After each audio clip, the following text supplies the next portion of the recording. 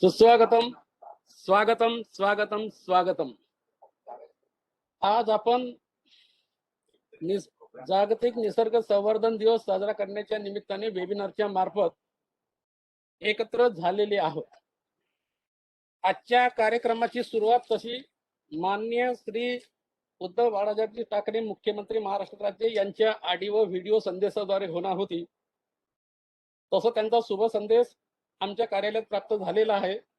तरी महाराष्ट्र राज्य जैवविविधता मंडळाच्या वतीनं माननीय मुख्यमंत्री महोदय यांचं सुद्धा मी स्वागत करीत आहे. या कार्यक्रमाला प्रमुख उपस्थिती म्हणून मान्य श्री बी वेणुगोपाल रेड्डी प्रधान सचिव वने, तसेच विशेष उपस्थिती म्हणून डॉक्टर अरुण कुमार वर्मा भारतीय वन सेवा सेवानिवृत्त सदस्य तांत्रिक राष्ट्रीय हरित लवाद भोपाल व विशेष वक्ते म्हणून डॉक्टर वरद भगवान गिरी अशासकीय सदस्य महाराष्ट्र राज्य जैवविविधता मंडळ हे प्रमुख अतिथी म्हणून लाभणार आहेत. तर महाराष्ट्र राज्य जैवविविधता मंडळाच्या वतीनं मी त्यांचं सुद्धा स्वागत करीत आहे. तसेच या कार्यक्रमाला उपस्थित असलेले वरिष्ठ अधिकारी, पत्रकार बंधू, या स्पर्धेमध्ये भाग घेत असलेले स्पर्धक आणि विविध विभागाचे अधिकारी, वरिष्ठ अधिकारी यांचे महाराष्ट्र राज्य मंडळाच्या वतीनं मी सर्वांचं स्वागत करत आहे. निसर्ग तसा हा आपला सखा, अन्नदाता, त्यांच्यामुळे आपल्या मानवी जीवनाच्या मूलभूत गरजांची पूर्तता होत असते. तर या निसर्ग दिवसाची आठवण राहावी म्हणून वर्ल्ड वाईल्ड लाईफ फाउंडेशन यांनी वर्ल्ड एन्व्हायरमेंट डेच्या धर्तीवर वर्ल्ड नॅचर कन्झर्वेशन डे सुद्धा साजरा करावे अशी पार्श्वभूमी मांडलेली होती आणि त्या आधारे आपण दरवर्षी नॅचर कन्झर्वेशन डे हा साजरा करीत असतो. या कार्यक्रमाची सुरुवात 1972 पासून जरी झालेली असली तरी प्रत्येक वेळी आपण या 5 जून पर्यावरण दिनाला संलग्न करून आपण निसर्ग संवर्धन दिवस साजरा करीत असतो. या कार्यक्रमाचे प्रास्ताविक करण्याकरता महाराष्ट्र राज्य जैवविविधता मंडळाचे मान्य श्री प्रवीण श्रीवास्तव सर, सदस्य सचिव महाराष्ट्र राज्य, यांना मी विनंती करतो की त्यांनी कार्यक्रमाचं प्रास्ताविक करावं. जागतिक निसर्ग संवर्धन दिवसाच्या निमित्ताने उपस्थित महाराष्ट्र जैव विविधता मंडल के अध्यक्ष doctor S H Patil ji, प्रधान सचिव वने श्री रेड्डी जी, तसेच प्रधान मुख्य वन संरक्षक वन्यजीव श्री लेबाई जी आणि वेगवेगळ्या ठिकाणावरून जुळलेले सर्व वनाधिकारी आणि इतर मीडियाचे प्रतिनिधी आणि इतर लोक जे कोणी जुळले असतील, तर सर्वप्रथम आपण सर्वांना महाराष्ट्र हे जागतिक निसर्ग संवर्धन दिवसाचे निमित्ताने आपण सर्वांना माझी शुभेच्छा. सर्वप्रथम मी आमच्याकडे जे माननीय मुख्यमंत्री महाराष्ट्र राज्य श्री उद्धवरावजी ठाकरे यांचा संदेश आमच्याकडे प्राप्त झालेला आहे, तर सर्वप्रथम त्यांची जे शुभेच्छा आहे ते मी वाचून आपण सर्वांना सांगणार आहे. त्याची सुरुवात अशी होत आहे, आय कोट, महाराष्ट्र राज्य जैव विविधता मंडल जागतिक निसर्ग संवर्धन दिवस साजरा करीत आहे. या दिवसानिमित्त सर्वांना शुभेच्छा. शाश्वत विकासात निसर्ग संवर्धन व आरक्षण ही काळाची गरज आहे. जंगलतोड, वन्यजीवांच्या अधिवासावर अतिक्रमण, औद्योगिकीकरण, वाढते नागरीकरण अशा कारणामुळे पर्यावरणाची हानी होते. वनस्पती, प्राणी, सूक्ष्मजीव, कीटक, हवा, पाणी, माती अशा संसाधनाला त्याचा फटका बसतो आहे. ही संसाधने आपण अत्याधुनिक तंत्रज्ञानाचे सहाय्याने निर्माण करू शकत नाही. त्यामुळे निसर्गाशी सहजीवन निर्माण करावे लागेलच. निसर्गाला आपला सखा, सोबती, अन्नदाता म्हणावे लागेल. निसर्गाविषयी आदर बाळगावा लागेल. नव्हे ते आपले कर्तव्यच आहे. त्यासाठी सामाजिक भान निर्माण करावे लागेल. नैसर्गिक संसाधनाचा काटकसरीने आणि जाणीवपूर्वक वापर करावा लागेल. निसर्ग संरक्षण व संवर्धन ही मोठी जबाबदारी आहे. त्यासाठी आपण किनारपट्टीवरील कांदळवन संरक्षण, संवर्धन, त्यांना राखीव वनाचा दर्जा देणे, पांढरी चिप्पीला कांदळवन वृक्षाचा दर्जा देणे, पश्चिम घाटातील राखीव क्षेत्राची साखळी कन्हारगाव वन्यजीव अभयारण्य अधिसूचित करणे अशी पावलेही उचलली आहेत. निसर्ग संवर्धन व संरक्षणाची कर्तव्य भावना वाढीस लावण्यासाठी जैवविविधता मंडळ संवेदनशील पावले टाकत आहेत. यात मंडळाने जनजागृती व्हावी, लोक सहभाग व्हावा या उद्देशाने विविध उपक्रम स्पर्धांचे आयोजन केले आहे. ही समाधानाची बाब आहे. अशा उपक्रमातून निसर्गाचेही संरक्षण आणि लोक सहभागाचे संवर्धन व्हावे ही अपेक्षा. मंडळाच्या वतीने आयोजित वेबिनार तसेच अन्य उपक्रमांना सुयश चिंतितो.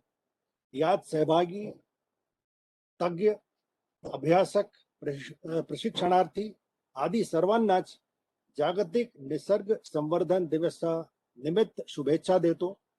यातून पुढच्या पिढीच्या हाती समृद्ध असा पर्यावरण ठेवा सुपूर्द करण्यासाठी आपण सर्व कटिबद्ध होऊया. अनकोट. मग हे माननीय मुख्यमंत्री महोदयांचे संदेश आमच्याकडे जे प्राप्त झाले होते ते आम्ही आपण सर्वांना वाचून सांगितलेलं आहे. आणि मी मंडळाच्या वतीने आणि व्यक्तिशःपणे त्यांचा आभारी आहे. कारण आपण सर्वांना माहिती आहे की महाराष्ट्राच्या कोकण भाग आणि पश्चिम महाराष्ट्र मोठ्या प्रमाणात अतिवृष्टीमुळे आणि पूरमुळे बाधित झालेला आहे. तथापि एवढी मुश्किल काळात देखील त्यांनी त्यांचा संदेश आमच्यापर्यंत पाठवलेला आहे. त्यामुळे त्यांचा निसर्ग प्रेम, त्यांची निसर्ग संवर्धन बद्दल संवेदनशीलता स्वयं स्पष्ट आहे. एवढंच सांगून आपण सर्वांना परत एकदा मी वर्ल्ड नेचर कन्झर्वेशन डे ची शुभेच्छा देतो आणि माझे 2 शब्द संपवतो. धन्यवाद सर. यानंतर महाराष्ट्र राज्य जैवविविधता मंडळाचे माननीय अध्यक्ष डॉक्टर श्री शेषराव पाटील सर यांना वर्ल्ड नेचर कन्झर्वेशन डे संबंधी त्यांचे मनोगत व्यक्त करण्यासाठी मी त्यांना विनंती करत आहे. नमस्कार. आजच्या कार्यक्रमास उपस्थित नसले तरी ज्यांनी आपल्याला संधी दिली आहे ते माननीय मुख्यमंत्री, महाराष्ट्र राज्याचे प्रधान सचिव वने श्री वेणुगोपाल रेड्डी साहेब, मंडळाचे सदस्य सचिव श्री प्रवीण श्रीवास्तवजी, chief wild life warden Maharashtra राज्य श्री सुनील लिमईजी, सर्व उपस्थित अधिकारी आणि मीडिया प्रतिनिधी आणि मित्र, आजचा जो जागतिक निसर्ग संवर्धन दिवस आहे हा साजरा करण्याचा मागचा आपला उद्देश जो आहे तो निसर्गाचं संवर्धन करणे आहे. तर निसर्गाचं संवर्धन करणे म्हणजे काय करणे? निसर्गातल्या संवर्धनात ज्या काही सर्व बाबी आहेत, हवा, पाणी, खनिज असतील, त्यानंतर वनस्पती, वन्यजीव, या सर्वांचं योग्य प्रकारे संवर्धन होणं हे आवश्यक आहे. आणि आपण जर या वन संवर्धनाचा आणि वन्यजीव संवर्धन किंवा निसर्ग संवर्धनाचा जर इतिहास जर बघितला तर आपल्या असं लक्षात येईल की अगदी वेदाच्या काळापासून या विषयावर सर्वांनी अ, अ, खूप म्हणजे आत्मीयतेने हा विषय मांडलेला आहे, हाताळलेला आहे. आणि ज्यावेळेस कोणत्याही प्रकारचं प्रेशर नव्हतं, लोकसंख्या अतिशय कमी असेल, अशा वेळेस हा विषय प्रकर्षानं सगळ्यांनी मांडलेला आहे. आता एक आमचं फॉरेस्ट कॉलेज जे आहे, तर त्याचं जे ब्रीदवाक्य आहे ते आहे, यतते भूमे विखराणी क्षिप्रम तदपि रोहती. आता ते कुठून घेतलं काय, थोडंसं मागे पुढे बघितलं तर त्यात पुढे आहे, माते मर्म विमुगती माते हृदय मर्मिपम. त्याचा अर्थ की हे धरती माते, आम्ही जेव्हा काही कंद काढण्यासाठी किंवा काही खोदण्यासाठी काही बीज करण्यासाठी खोदू, तर ते लवकर भरल्या जावं आणि या आमच्या कृत्यामुळे त्याच्या मर्मस्थळाला किंवा हृदयाला कोणतीही हानी पोचू नये, हे अथर्ववेदातलं भूमिसूक्त मधलं एक श्लोक आहे. आता आपण जर असा विचार केला की तेव्हा जेव्हा कसली लोकसंख्या किंवा कसली प्रेशर नसताना हे लोकांना कसं सुचलं किंवा कसं सांगावं वाटलं, मला असं वाटतं की लोक द्रष्टे असावेत, त्यांना कळून चुकलं असावं की पुढे बरंच काही काही असं होणार आहे. त्यानंतर आपण आपलं केंद्राचं जे वन व पर्यावरण विभाग आहे, तर त्याचं जे आपलं घोषवाक्य आहे ते पण आहे, प्रकृती रक्षती रक्षितः. तर या प्रकृतीचं किंवा निसर्गाचं जर आपण प्रॉपर संवर्धन केलं तर तो आपलं संवर्धन करणार आहे नक्कीच. आपण आपल्या पृथ्वीला भूमाता म्हणतो, नेचर मदर म्हणतो, आणि ही आपली आई जी आहे ती आपली नक्कीच काळजी घेणार आहे, पण तिची आपण आधी काळजी घेतली पाहिजे. ती आता तर म्हणजे असा विचार केला आपण तर मला म्हणावंसं वाटतं की ती नक्कीच आजारी आहे आणि त्याच्यावर आपण उपचार करण्याची गरज आहे. आता अलीकडेच जी कोविड-19 ची महामारी म्हणा किंवा आताच कोकणात झालेल्या लँडस्लाइड, फ्लड, यासाठी सुद्धा काही प्रमाणात तरी या सर्व ज्या गोष्टी आहे, निसर्गाचं कुठेतरी संतुलन बिघडतं आहे. कुठेतरी आपण ज्या काही विकासासाठीच्या ज्या ऍक्टिव्हिटीज करतो आहे त्यामध्ये कुठेतरी आपलं काहीतरी चुकतं आहे आणि त्यामुळे या प्रसंगाने आपल्याला तोंड द्यावं लागतं आहे. तर यावर्षीचं जे दशक आहे ते आपलं परिसंस्था सुधार दशक किंवा डिकेड ऑफ इकोसिस्टम रिस्टोरेशन म्हणून आपण साजरं करतो आहोत. तर हे करत असताना आपल्याला अनेक गोष्टींकडे लक्ष द्यावं लागणार आहे.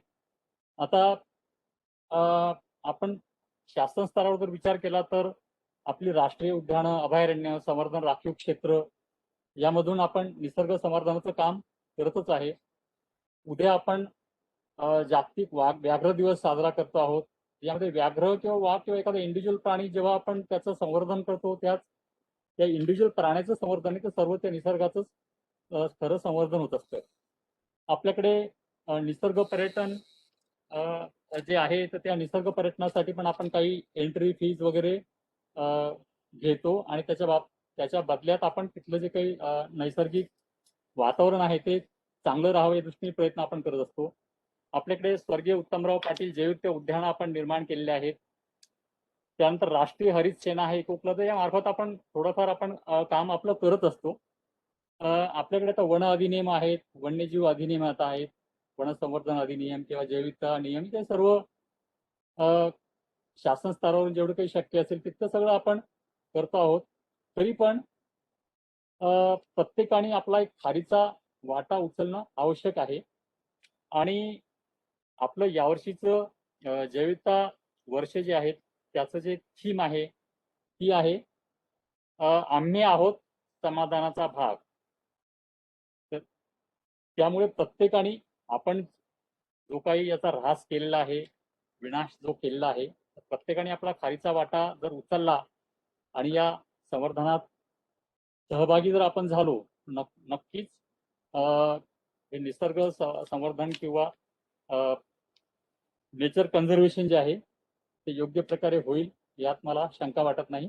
या दिवसाच्या निमित्तानं पुन्हा एकदा सर्वांना हार्दिक शुभेच्छा देतो आणि माझे 2 शब्द संपवतो. धन्यवाद. धन्यवाद सर. यानंतर आजच्या कार्यक्रमाला विशेष वक्ते म्हणून लाभलेले डॉक्टर वरद भगवानगिरी सध्या ते आमच्या महाराष्ट्र राज्य जैवविविधता मंडळामध्ये अशासकीय सदस्य म्हणून काम करत आहेत. त्यांनी झूलॉजी सब्जेक्टमध्ये PhD केलेली आहे. एंटमॉलॉजी सुद्धा MS केलेला आहे आणि शिवाजी युनिव्हर्सिटीमध्ये काम करत आहेत. कन्झर्वेशन अँड सिस्केलियन्स अँड लिझर्ड्स मध्ये ते वेस्टर्न घाट्समध्ये सुद्धा त्यांनी काम केलेलं आहे. एम्फिबियन्स आणि रेप्टाईलवर सुद्धा काम केलेलं आहे. आणि म्हणून मी त्यांना त्या विशेषतः वेस्टर्न घाटमध्ये म्हणजे conservation of biodiversity in western Ghats या विषयाला धरून त्यांनी त्यांचं मनोगत व्यक्त करण्यासाठी मी त्यांना विनंती करत आहे. डॉक्टर भरत भगवान गिरी. नमस्कार सर. सर्व उपस्थित मान्यवरांना नमस्कार. माझा साष्टांग नमस्कार. खूप बरं वाटतं, म्हणजे खूप चांगला विषय तुम्ही निवडलेला आहे आणि खूप मोठी संधी मला दिलेली आहे की माझं मनोगत व्यक्त करावं. सर, मला जर माझं प्रेझेंटेशन जर शेअर करता आलं तर बरं होईल, कारण मला शेअर करता येत नाहीये. एक छोटंसं प्रेझेंटेशन मी बनवलेलं आहे पश्चिम घाट आणि त्या संदर्भात, ते जर मला शेअर करता आलं. ओके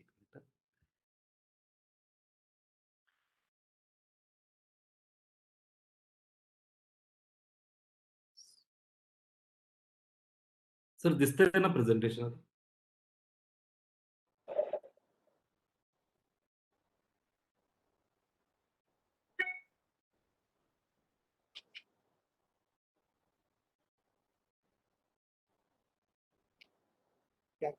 क्या कर रहा है? शुरुआत से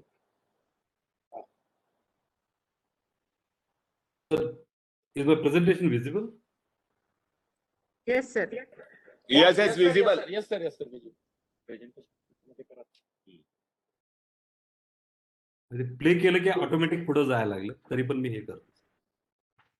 की मी थोडं नॉर्दर्न वेस्टर्न घाट्स बद्दल बोलू इच्छितो, कारण नॉर्दर्न वेस्टर्न घाट जो महाराष्ट्राचा पश्चिम भाग सह्याद्री जो आहे त्याबद्दल थोडं मला बोलायची इच्छा आहे.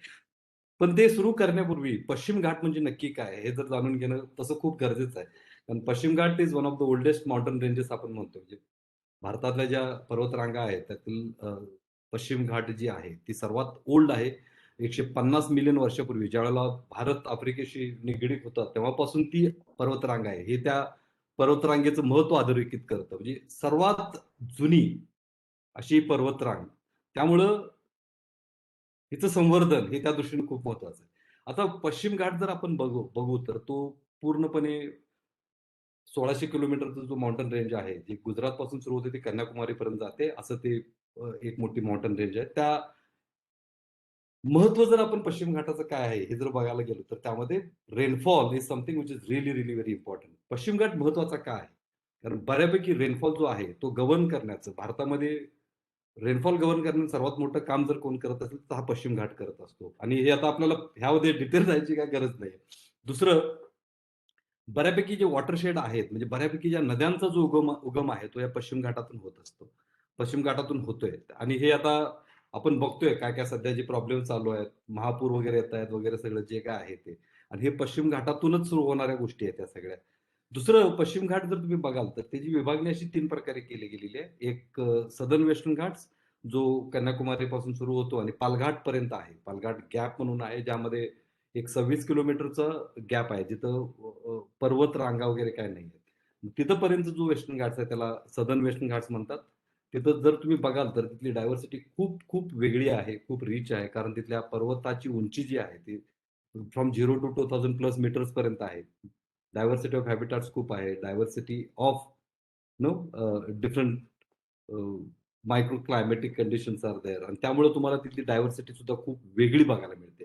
त्यानंतर जर तुम्ही बघाल तर तिथून ते गोव्यापर्यंत जो पश्चिम घाट आहे त्याला आपण सेंट्रल वेस्टर्न घाट्स म्हणतो, आणि गोव्यानंतर जो सुरू होतो, ज्यामध्ये आपण पूर्ण महाराष्ट्र येतो, त्याला नॉर्दर्न वेस्टर्न घाट्स म्हणतो.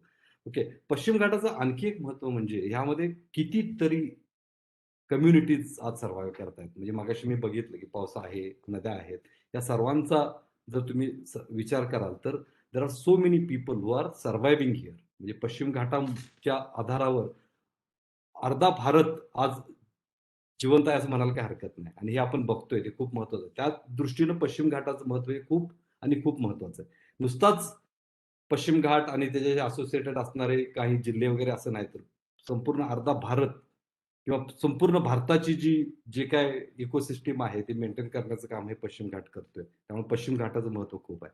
आज मला नॉर्दर्न वेस्टर्न घाट्स आणि दुसरं पश्चिम घाटाचं दुसरं महत्व काय तर त्यामध्ये व्हॅरिड हॅबिटॅट्स आहेत ना.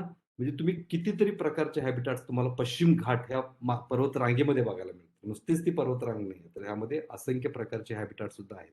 आणि हे सगळं कुठं बघायला मिळतं तर ही डायव्हर्सिटी जी आहे ही डायव्हर्सिटी पश्चिम घाटात त्यामुळेच खूप आहे. म्हणजे मगाशी मी बघितलं की पाऊस आहे, आर्द्रता खूप आहे, हे सगळं आहे. त्याचबरोबर हॅबिटॅट डायव्हर्सिटी आहे. आणि या सगळ्यांचाच जर तुम्ही विचार कराल तर या सगळ्यांचा परिपाक जो कशात झालेला आहे तो इथं असणाऱ्या एका रिच डायव्हर्सिटीमध्ये. इथं असणारी प्राण्यांची, पक्ष्यांची किंवा वनस्पतीची जी डायव्हर्सिटी आहे ही खूप मोठी, खूप महत्वाची आणि खूप रिच आहे. ओके. नुसतीच संख्येनं ते जास्त आहेत का? तसं नाही आहे. तर बघाल तर more than 50 to 60% diversity is endemic to this landscape. म्हणजे ही डायव्हर्सिटी फक्त आणि फक्त ह्या लँडस्केप मध्येच तुम्हाला बघायला मिळते. जगाच्या पाठीवर इतर ठिकाणी कुठंच बघायला मिळत नाही. आणि हे पुन्हा ह्या लँडस्केपचं महत्व खूप अधोरेखित करतं. आता आपण फक्त डायव्हर्सिटी बद्दल ज्यावेळेला बोलतोय त्यावेळेला डायव्हर्सिटी ही का महत्वाची हे पण तुम्हाला मला सांगायला आवडेल. कारण प्रत्येक प्रजाती एका विशिष्ट हॅबिटॅटमध्ये तुम्हाला बघायला मिळते. त्यामुळं ज्यावेळेला आपण त्याचं संवर्धनाचा विषय येतो, त्यावेळेला त्याचं प्रोटेक्शनचा विषय येतो, त्यावेळेला आपल्याला तो हॅबिटॅट प्रोटेक्ट करणं खूप गरजेचं असतं.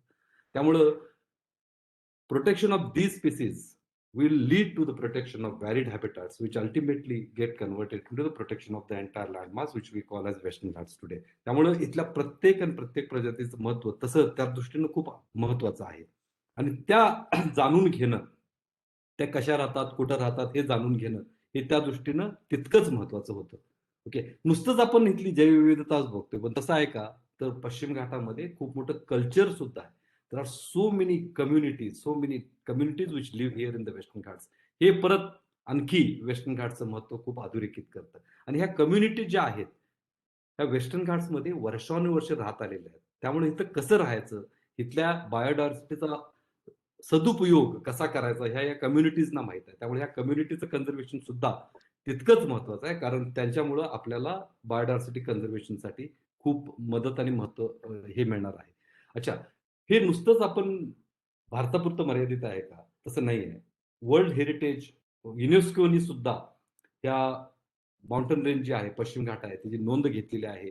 आणि पश्चिम घाटाचं हे महत्व अधोरेखित करण्यासाठी कितीतरी biodiversity heritage sites, world heritage sites त्यांनी ह्या डिक्लेअर केलेल्या आहेत. महाराष्ट्रामध्ये आपल्यामध्ये 2 जे आहेत, ते कास आहे आणि राधानगरी वाईल्ड लाईफ सँक्च्युरी जी येते ती ह्या वर्ल्ड हेरिटेज साइट्समध्ये आहे. आणि हे बघा म्हणजे नुसतंच आपल्यापुरतं नाही, जगानं सुद्धा ह्याची नोंद घेतलेली आहे. It is considered as one of the biodiversity hotspots. Hotspots असणं हे ऐकायला खूप चांगलं वाटतं. भारतामध्ये इतके हॉटस्पॉट आहेत. ऐकायला खूप चांगलं वाटतं. पण hotspot also indicates that these are the places which are highly threatened. नुसतंच जैवविविधता आहे आणि इथली जैवविविधता खूप प्रदेशनिष्ठ आहे असं नाही, तर त्या जैवविविधतेवर खूप मोठे प्रॉब्लेम सुद्धा आहेत. हे ते अधोरेखित करतं. त्यामुळे हॉटस्पॉट असणं हे चांगलं आहे की नाही आपण ठरवलं पाहिजे. पण world heritage site indicates that these are the very important places which needs utmost protection. दुसरं, इज इट सेफ? म्हणजे इथली जैवविविधता जी आपण म्हणतोय ती सेफ आहे का? वेस्टर्न घाट सेफ आहेत का? कितीतरी डेव्हलपमेंटल प्रोजेक्ट्स आहेत. भरपूर काय तर होत आहे. आणि हे जर आपण बघितलं तर मला नाही वाटत की Western Ghats is safe at this stage. No. दुसरं, डिफॉरेस्टेशन खूप मोठ्या प्रमाणात भरपूर ठिकाणी चालू आहे ना. मोनोकल्चर जर तुम्ही सदर्न वेस्टर्न घाट्समध्ये जाल तर that is highly entire landscape हे असे काढून चहाचे मळे आणि कॉफीचे मळे तिथं तुम्हाला बघायला मिळतील. नॉर्दर्न वेस्टर्न घाटचा जर विचार करा तर तिलारी वगैरे जर भाग आपण जाऊन बघाल आता, तिथं तुम्हाला रबर प्लांटेशन आलेलं आहे, अननसाचं प्लांटेशन आलेलं आहे. चांगलं जे रिच फॉरेस्ट होतं ते सगळं काढून आता तुम्हाला ह्या मोनोकल्चर तिथं दिसतं. And that surely has a negative impact on the biodiversity. Urbanisation हे खूप महत्वाचा प्रॉब्लेम ह्या वेस्टर्न घाट्समध्ये आहे. कारण इथं भरपूर गोष्टी आपल्याला मिळतात. म्हणजे जैवविविधता आहे, त्याचबरोबर पाण्याची मुबलकता, सगळ्या गोष्टी इतक्या इझिली मिळतात. त्यामुळं अर्बनायझेशन सुद्धा तितक्याच मोठ्या प्रमाणात चालू आहे. उटी हे चांगलं उदाहरण आहे त्यासाठी. आणि अशी कितीतरी ठिकाणं आपण बघतोय आज त्यासाठी जैवविविधता किंवा वेस्टर्न घाट्समध्ये सर्वात जे प्रॉब्लेम्स आहेत हे अर्बनायझेशनमुळे सुद्धा आहेत. आणि आपल्याला आता सिग्नल काय त्याचे मिळत आहेत का? ज्या काही गोष्टी आपण केलेल्या आहेत, मगाशी बघितलं आपण की डिफॉरेस्टेशन आहे, मोनोकल्चर आहे किंवा अर्बनायझेशन आहे, ह्याचा काय इम्पॅक्ट व्हायला लागलाय का? हे बघायची गरज नाही आहे, सांगायची गरज नाही आहे. सध्या महाराष्ट्रात जे चालू आहे ही काही चांगली लक्षणं नाही आहेत. म्हणजे नक्कीच निसर्ग आपल्याला त्याचं ते रूप दाखवायला सुरुवात केलेली आहे आणि आपण केलेले काही चुका असतील त्या चुकांची फळं आहेत असं आपण म्हणूया. पण इथं थांबून चालणार आहे का? नाही, आपल्याला यापुढे गेलं पाहिजे, त्यापासून काहीतरी करायचा आपण प्रयत्न केला पाहिजे.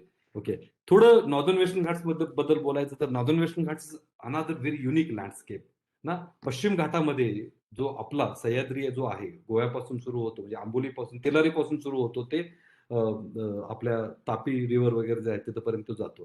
तर हा जो वेस्टर्न घाट्स आहे खूप युनिक आहे टू दॅट मॅटर ना. कारण पश्चिम घाटाचं आणि ह्याचं थोडं काहीतरी वेगळंच आहे ना. आता तुम्हाला गंमत सांगतो, जर किंग कोब्रा बघाल तर किंग कोब्रा हा खूप प्रामुख्यानं वेस्टर्न घाटमध्ये सापडणारा साप आहे, पण तो तुम्हाला तिलारीपर्यंत सापडतो, तिलारीनंतर सापडत नाही. त्यानं ड्रॅको नावाचा एक सरडा आहे जो हवेत उडतो, तो सुद्धा तिलारीनंतर सापडत नाही.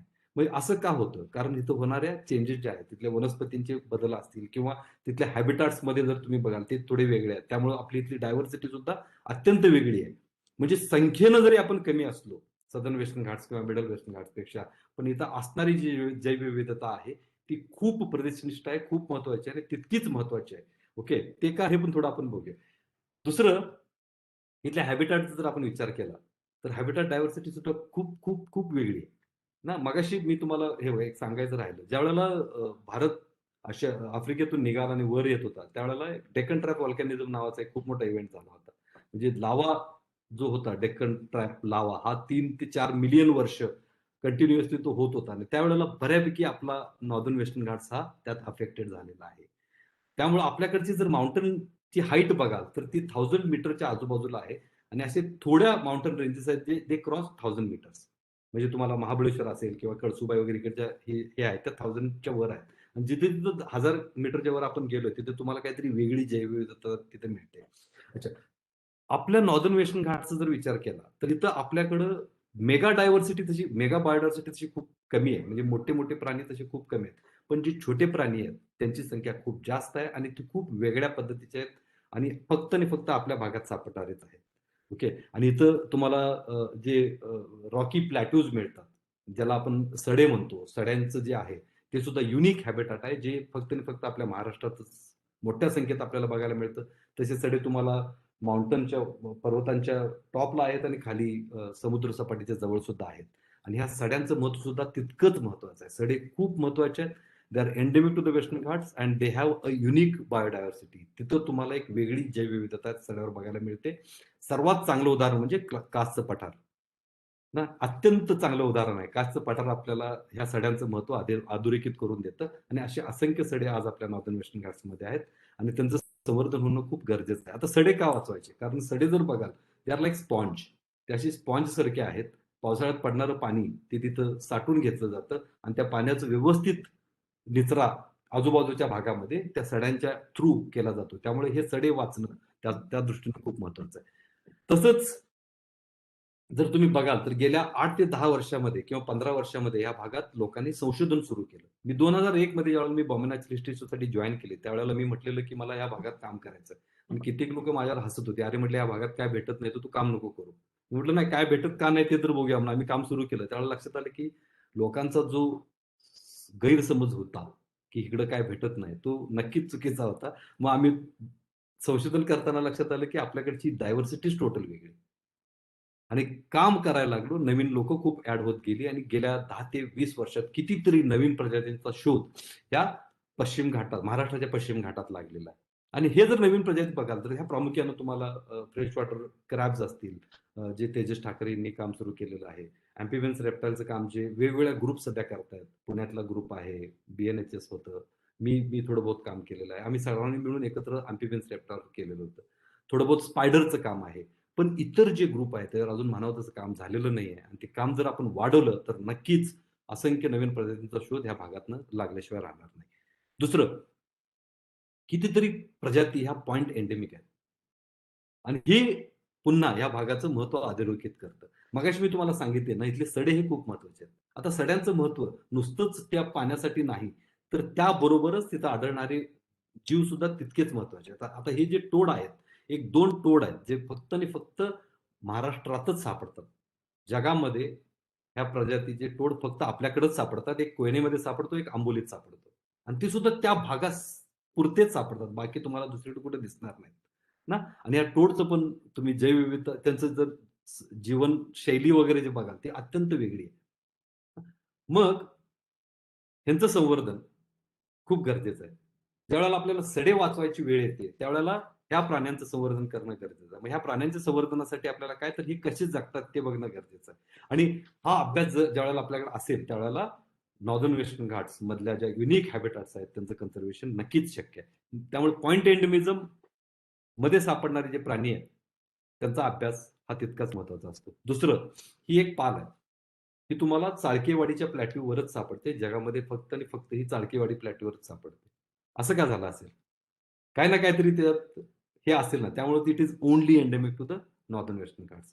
त्यामुळं आपल्याकडची जी जैवविविधता आहे, ती जैवविविधता अशा दृष्टीनं खूप खूप महत्वाची आहे. दुसरं, तशाच प्रकारची पाल आपल्याला खाली कोकणामध्ये पण सड्यांच्यावर सापडते. म्हणजे नुसतंच सडे आपण म्हणतो अरे इथं काय नाही, पण ज्यावेळेला आपण अभ्यास करायला लागतो त्यावेळेला कळायला लागतं की हे खूप गरजेचं आहे, यांचं संवर्धन खूप गरजेचं आहे. 1967 मध्ये ही पाल डिस्क्राईब केली होती. त्यानंतर याच्याविषयी काहीच माहिती नव्हती. गेल्या 8 ते 10 वर्षात आम्ही कंटिन्युअसली अभ्यास करून हे करून आमच्या लक्षात आलं की it is critically endangered species. IUCN कॅटेगरीमध्ये ही क्रिटिकली एंडेंजर्ड स्पीसीज मध्ये गेलेली आहे सध्या. अच्छा, नुसतंच सडे आहेत का हो? तर आपण जर महाबळेश्वरच्या पुढे आपण जर जायला लागलो नॉर्थ साईडला, तर तुम्हाला बेसॉल्ट ओपन व्हायला लागतो. मोठमोठे बेसॉल्टिक रॉक्स हे ओपन व्हायला लागतात. पण इथं सुद्धा तुम्हाला एक वेगळी जैवविविधता बघायला मिळते ना. म्हणजे इथं मी वाघांविषयी किंवा मोठ्या मोठ्या प्राण्यांविषयी बोलत नाही, पण इथं ज्या आता ह्या पाली ज्या आहेत, ह्या पाली त्या अधिवासाचं संवर्धनासाठी संरक्षणासाठी आपल्याला मदतीला येणार आहेत. आता ही जी पाल आहे, ही ह्या भागात सापडणारे जे मोठे ओपन रॉक्स आहेत, त्या रॉक्सवरच मिळते. आशिया खंडातील सर्वात मोठी पाल आहे. हिमेडक्लस या ग्रुपमध्ये आशिया खंडातली सर्वात मोठी पाल ही आपल्या ह्या मोठमोठी जी दगडं आहेत, त्या दगडांच्यावर सापडते. मोठ्या संख्येनं सापडते. म्हणजे आपल्याला वाटेल की खूप दुर्मिळ आहे. दुर्मिळ वगैरे नाही. चांगल्या संख्येत आहे. पण त्यांचं संवर्धन आणि संरक्षण जर करायचं असेल, तर आपल्याला ते रॉक्स, ते हॅबिटाट आपल्याला वाचवायला लागतील. दुसरं, बघा तुम्ही, म्हणजे प्रत्येक प्रजाती आपल्याला काहीतरी सिग्नल देत असते. आता ही जी आहे, हा देवगांडूळ आहे. हा देवगांडूळ ज्याला इंग्लिशमध्ये सिसिलियन म्हणतात. हा आशिया खंडातील एकमेव देवगांडूळ आहे जो पिलांना जन्म देतो. हा अंडी नाही घालत. तो उभयचर आहे, म्हणजे बेडकांच्या प्रजातीमधला आहे. हा अंडी नाही घालत. हा डायरेक्ट पिलांना जन्म देतो. असं का होत असेल? जर तुम्ही बघा नॉर्दर्न वेस्टर्न घाट्समध्ये पावसाचं प्रमाण तसं कमी आहे. त्यामुळे ह्या सिसिलियननी असं ठरवलं असेल की अंडी घालण्यापेक्षा पोटामध्येच पिल्ली ठेवूया आणि पोटात त्या पिल्लांना जन्म देऊया. म्हणजे आपल्याकडे सापडणाऱ्या ह्या प्रजाती आहेत, ह्या प्रजाती त्या दृष्टीने खूप म्हणजे आशिया खंडातील एकमेव उभयचर प्राणी जो पिलांना जन्म देतो, तो आपल्या नॉर्दर्न वेस्टर्न घाट्समध्ये सापडतो. आपल्याकडच्या सड्यांच्यावर हा सापडतो. हे त्याचं महत्व आहे. अच्छा, थोडं नॉर्दर्न वेस्टर्न घाट्स विषयी बोलावं तर आपल्याकडे प्रोटेक्टेड एरिया नेटवर्क जर बघाल तर तसा खूप स्ट्रॉंग नाहीये. म्हणजे खाली राधानगरी ही पहिली आपली वाईल्ड लाईफ सँक्च्युरी आहे. त्यानंतर सह्याद्री टायगर रिझर्व्ह आहे. मग पुढे तुम्हाला वेगवेगळ्या सँक्च्युरीज येतात. पण मध्ये खूपच मोठा गॅप होता. पण महाराष्ट्र शासन असेल किंवा वन विभाग असेल, फॉरेस्ट डिपार्टमेंट असेल, त्यांचं मी मनापासून आज ह्या क्षणी त्यांचं आभार मानावं वाटतं. कारण हे जे कन्झर्वेशन रिझर्व्ह त्यांनी जे डिक्लेअर केलेले आहेत, गेल्या वर्षभरामध्ये हे जे कन्झर्वेशन रिझर्व्ह डिक्लेअर झालेले आहेत, ते कन्झर्वेशन रिझर्व्ह मुळं महाराष्ट्र नॉर्दर्न वेस्टर्न घाट जो आहे, तो आज नक्कीच अखंड राहिलेला आहे ना. हे अखंड राहणं खूप गरजेचं आहे. हे वाघासाठी सुद्धा तितकंच गरजेचं आहे. कारण मध्ये ज्यावेळेला दांडेलीमध्ये एक वाघ त्यांनी कॅमेरा ट्रॅपमध्ये बघितलेला होता. तो वाघ आपल्या सह्याद्री टायगर मधून गेलेला होता. त्यामुळे हे अख्खा कॉरिडॉर कन्झर्वेशन होणं खूप गरजेचं आहे आणि त्या दृष्टीनं हे जे पाऊल महाराष्ट्र शासनानं किंवा फॉरेस्ट डिपार्टमेंटने उचललेलं आहे, ते खूप महत्वाचं आहे. आणि ही कन्झर्वेशन रिझर्व्ह त्या दृष्टीनं या पूर्ण हॅबिटॅटचं कन्झर्वेशनसाठी खूप महत्वाचं आहे. ओके, आता काय गरजेचं आहे हे जरा मला सांगायला आवडेल. नुसतंच डिक्लेअर झालं म्हणून आपण खुश होऊन चालणार आहे का? कारण एक लक्षात ठेवा की तुम्ही एक चांगली मूव्ह डिपार्टमेंटने खूप चांगली मूव्ह घेतलेली आहे. पण आता आमच्यासारख्या लोकांनी काय केलं पाहिजे? आम्ही पण काहीतरी त्यात कॉन्ट्रीब्युशन केलं पाहिजे, तरच हे शक्य आहे. त्या दृष्टीनं मला जे वाटते ते मी तर सांगू इच्छितो. पहिल्यांदाच काय केलं पाहिजे आपल्याला, की इंटेन्सिव्ह बायोडायव्हर्सिटी डॉक्युमेंटेशन, ज्या नवीन कन्झर्वेशन रिझर्व्ह डिक्लेअर झालेल्या आहेत, आउटसाइड प्रोटेक्टेड एरिया आहेत, त्यामुळं तिथं सापडणारी जी जैवविविधता आहे त्याचा प्रॉपर अभ्यास करणं आणि तो अभ्यास केल्यानंतर जो निर्णय घेतलेला आहे, तो निर्णय आपल्याला त्या निर्णयाला आपण एक सपोर्ट करू शकतो. त्यासाठी ते करणं गरजेचं आहे. हे सर्व करताना आपल्याला we have to work with the communities. कारण हा अख्खा लँडस्केप हा ह्युमन डॉमिनेटेड लँडस्केप आहे. इथं खूप लोक राहतात, खूप कम्युनिटीज राहतात. त्यांना सोडून आपल्याला इथं कन्झर्वेशन शक्य नाही आहे. त्यांच्याशिवाय कन्झर्वेशन ह्या भागात शक्यच नाही आहे. मग ते कसं आपल्याला व्यवस्थित करता येईल, तर हे जे कार्य आहे डॉक्युमेंटेशन किंवा जे काय आहे ते त्यांना घेऊन करूया. त्याचा फायदा काय होईल, त्या पूर्ण अभ्यासाचा फायदा आपल्याला काय करता येईल ते पण मी तुम्हाला सांगेन. आणि आमच्यासारखे संशोधक जे असतील, त्या संशोधकांनी किंवा सर्वांनी आज फॉरेस्ट डिपार्टमेंट बरोबर प्रॉपर काम करणं गरजेचं आहे. काम करून आम्ही जे फाइंडिंग्ज आहेत ते त्यांना दिले पाहिजेत. हे काम करताना फॉरेस्ट डिपार्टमेंटला आपण इन्व्हॉल्व केलं पाहिजे, की बाबा असं करतोय, हे माहिती आहे आणि हे खूप गरजेचं आहे. ओके. आम्ही सध्या काय करतो हे तुम्हाला सांगतो. We are just trying to do some biodiversity inventory. आंबोलीमध्ये एक छोटासा प्रोजेक्ट आम्ही हाती घेतलेला आहे. त्यासाठी सिटिझन सायन्स इनिशिएटिव्ह असं आपण एक त्यात हे केलेलं आहे, की बाबा सिटिझन्सना घेऊन हे बायोडायव्हर्सिटीचं काम, इन्व्हेंटरीचं काम सुरू करायचं आहे. कारण एरिया खूप मोठा आहे. आपल्याला खूप रिसोर्सेस लागणार आहेत, पैसा खूप लागणार आहे आणि पैसे नाहीत म्हणून थांबण्यात का राहणार नाही. आपण काम तर सुरू करूया. त्या दृष्टीने आम्ही एक प्रोजेक्ट, एक पाऊल उचललेलं आहे. ओके. आणि हे करताना we are working with the local community. आता लोकल कम्युनिटीवर आम्ही का काम करतोय तुम्हाला सांगतो. कारण जर ऍज अ ऍडिशनल रिसोर्सेस म्हणून आपण जर इको टुरिझम इन्व्हॉल्व्ह केलं या भागात, आणि ते करणं खूप गरजेचं आहे, कारण कम्युनिटीला काही ना काहीतरी रिसोर्सेस पाहिजेत. त्यासाठी इको टुरिझम, मग हे करताना त्यांना त्या भागातल्या असणाऱ्या जैवविविधतेचं अंडरस्टँडिंग जर प्रॉपर असेल तर त्याचा उपयोग ते त्यासाठी चांगले करू शकतील. आणि त्यासाठी आपण लोकल कम्युनिटीला इन्व्हॉल्व्ह करून हे असा अभ्यास हाती घेतलेला आहे. दुसरं आणि अत्यंत महत्वाचं म्हणजे हे सर्व कार्य आपण फॉरेस्ट डिपार्टमेंटच्या बरोबरच करतोय. Forest department is collaborating in many of this projects. कारण जो काही डेटा असेल तो मॅनेजमेंट प्लॅनसाठी वापरला जावा ही आमची इच्छा आहे. So this is what is the plan. This is what we are planning to do. We are doing on a smaller scale, म्हणजे छोट्या स्केलमध्ये जरी असेल तरी हे काम ऑलरेडी आम्ही सुरू केलेलं आहे आणि हे आपल्याला हळूहळू पुढे न्यायचं आहे. शेवटी मला एक सांगायचं आहे की बायोडायव्हर्सिटी संवर्धन हे आपण केलं पाहिजे, आपण मान्य आहे. पण एक लक्षात ठेवा की जैवविविधता जी आहे ती स्वयंपूर्ण आहे, स्वयंसिद्ध आहे ना. ती स्वतःच्या बळावर पुन्हा बॅकअप होऊ शकते. ती स्वतःचं कन्झर्वेशन स्वतः करू शकते. आज आपल्याला काय करायचं आहे कन्झर्वेशन म्हणून, ज्या चुका आपण करतोय त्या कशा अवॉइड करता येतील, कशा कमी करता येतील ते बघणं गरजेचं आहे. आणि त्या दृष्टीनं आजचं जे काय संवर्धन, आपलं जे काय पावलं असतील ती त्या दृष्टीनं उचलली जावीत असं माझं मत आहे. पुन्हा एकदा मी सर्वांचे मनपूर्वक आभार मानतो आणि ही संधी दिल्याबद्दल आभार मानून मी जे माझं मनोगत होतं ते व्यक्त केलं. थँक्यू. धन्यवाद सर. वेस्टर्न घाटमध्ये असलेली जैवविविधता, त्याच्या संसाधनाची काळजी कशी घ्यावी, संवर्धन कसं करावं, जैविक संसाधनाला असलेला धोका आणि आपण प्रत्येकानं त्या संवर्धनासाठी काय कारवाई करावी याबाबत आपण सुंदर त्याचं आपलं मनोगत व्यक्त केलेलं आहे. त्याबद्दल महाराष्ट्र राज्य जैविकता मंडळाकडून मी आपलं स्वागत करतो. और हमारे दूसरे विशेष अतिथि यानी डॉक्टर अरुण कुमार वर्मा, वो भी हमारे फॉरेस्ट डिपार्टमेंट की हैं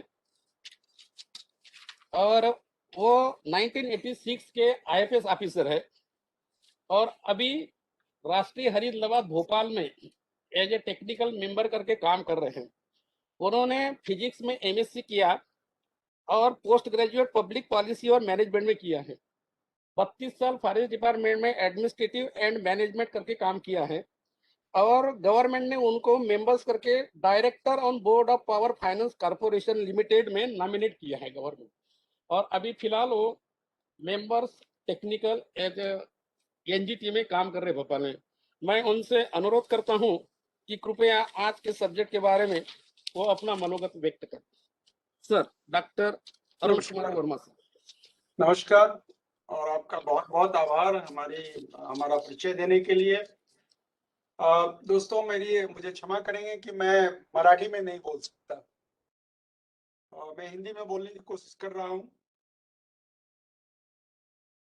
आज का के दिन जो महानुभाव यहाँ उपस्थित हैं, डॉक्टर पाटिल जो चेयरमैन है बायोडायवर्सिटी बोर्ड, महाराष्ट्र के बायोडायवर्सिटी बोर्ड के, आपके प्रिंसिपल सेक्रेटरी श्री वेणुगोपाल जी, हमारे मित्र श्री प्रवीण श्रीवास्तव, डॉक्टर भरत गिरी और अन्य जो महानुभाव जुड़े हुए हैं, जो भी प्रेस के, एनजीओ के और अपने फॉरेस्ट डिपार्टमेंट के लोग जुड़े हुए हैं, आप सबों को आज इस विश्व the world nature conservation day का मैं अभिनंदन देता हूं।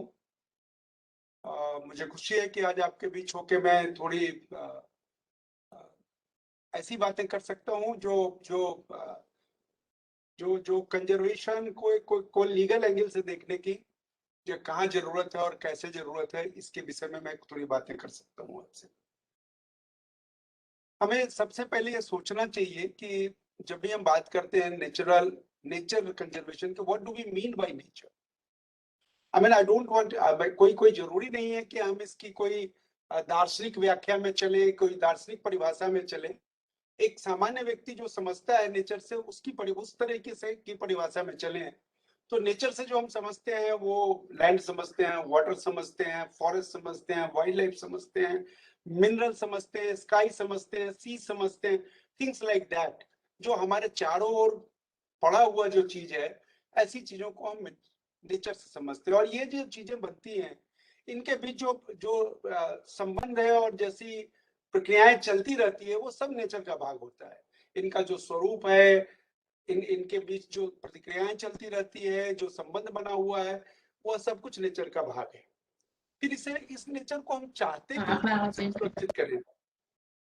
मेरी आवाज आ रही है? हाँ बोलिए। तो हम क्यों चाहते हैं कि इस नेचर को कंजर्व करें? नेचर को कंजर्व करने की सिंपल सी बात यह है कि ये जो चीजें हमें मिली है, कहीं से मिली है, हमने पैदा तो किया नहीं। और जब हमने पैदा नहीं किया है, हमें कहीं से मिली है, तो हमारे बाद जो आने वाले हैं उनको भी हम ये छोड़ के जाएं। Simple logic is like that कि you have not to be selfish to consume it fully. Leave it something to the posterity also. And live in a way that they can also use properly. उनको ऐसे स्वरूप में दीजिए कि वो भी उसका उचित उपयोग कर सके और उससे उनका विकास होगा। मानव के विकास के लिए बहुत सारी भौतिक संसाधन की जरूरत पड़ती है। वो सारे भौतिक संसाधन या उनके लिए जिस तरह का एक पर्यावरण का जरूरत है, जिस तरह के पर्यावरण की जरूरत है, वो भी इन्हीं चीजों से मिलने वाली है। और मानव का विकास अगर होना है तो इनको रखना पड़ेगा, इन्हें सुरक्षित रखना पड़ेगा, संरक्षित करना पड़ेगा। इनकी जो उपलब्धता है वो अभी सीमित है। हम सब के सब आज के रोज जान रहे हैं कि पानी की क्या प्रॉब्लम चल रही है, हवा में कितना प्रदूषण है, ये सारी बातें हम जान रहे हैं। और मैं इस आंकड़ों के बीच में पढ़ना नहीं चाहता, यह बताने के लिए कि यह जो समस्या है वो कितनी बड़ी है। मैं इस विषय में 2-3 बातें बताना चाहता हूं कि ये जो नेचर का कंपोनेंट है, मेजर कंपोनेंट्स ऑफ नेचर जो है, जो नेचर को बनाने वाले मुख्य तत्व है, जिसको वैदिक भाषा में या हिंदी या हिंदुस्तानी संस्कृति में, भारतीय संस्कृति में जो 5 तत्व के रूप में लिए गए, क्षिति जल पावक गगन समीरा, ये जो है, ये मुख्य रूप से पब्लिक गुड्स के रूप में आते हैं। I hope you understand the public goods. It's an economic concept. जिस ऐसे पब्लिक गुड्स का मतलब ये होता है कि जिसमें प्रतिद्वंदिता जो है, उपयोग करने की प्रतिद्वंदिता उसमें नहीं होती। आप भी उपयोग कर सकते हैं, हम भी उपयोग कर सकते हैं। और दूसरी बात ये होती है कि ना हम आपको हटा के इसके उपयोग के लिए दूसरे की जगह रखे, वो नहीं हो सकता। नॉन एक्सक्लूसिवनेस इसमें से खत्म कर नहीं होती है। तो ये जो पब्लिक गुड्स है, इसको जब भी हमें मैनेज करना होता है तो हमें एक पब्लिक पॉलिसी जैसी चीजें जरूरत पड़ती है। वही पब्लिक पॉलिसी कानून के रूप में आता है, वही पब्लिक पॉलिसी कुछ मार्केट बेस्ड इंस्ट्रूमेंट के रूप में हमारे यहाँ आता है।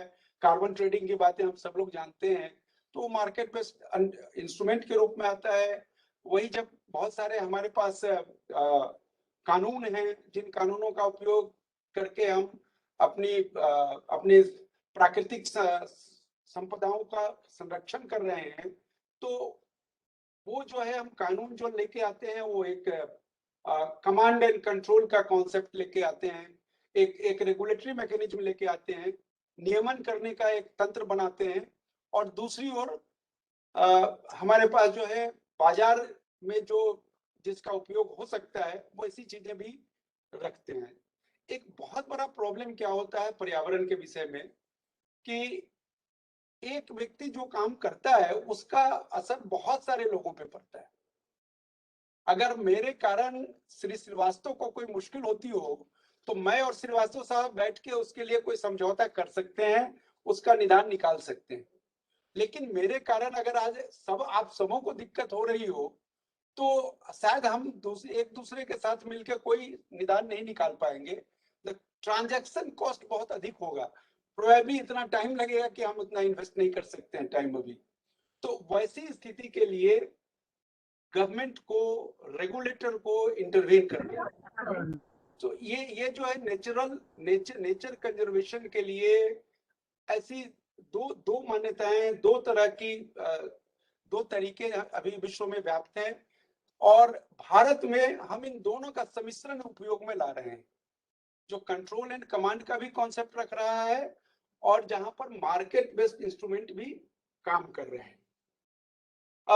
भारत की जो भारत की जो प्राकृतिक संपदा है, उन संपदाओं में खास करके जो हवा है, पानी है, जो शहर हमारे बसे हुए हैं, जो गांव हैं, जहाँ जो हमारा हैबिटेट है, मानवीय हैबिटेट है, जहां पर उन सबों की स्थिति काफी गंभीर है।